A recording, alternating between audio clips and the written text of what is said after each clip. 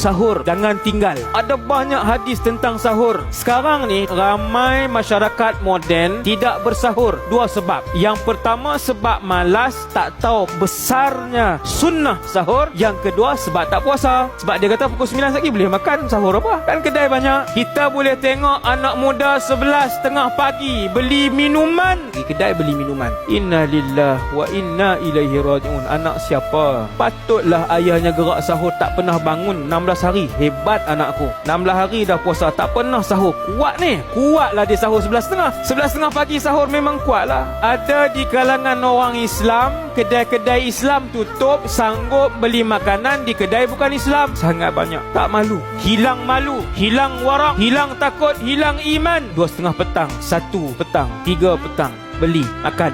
Ustaz mana tahu dia beli ke anak dia sakit ke.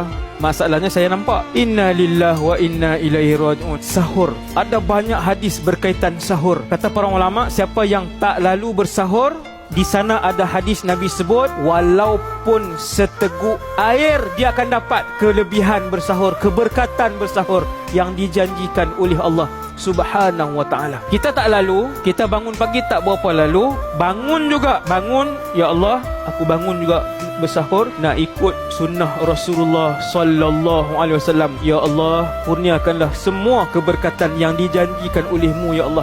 Ada banyak rahsia sahur yang disebutkan oleh Rasulullah. Bersahur walaupun seteguk air.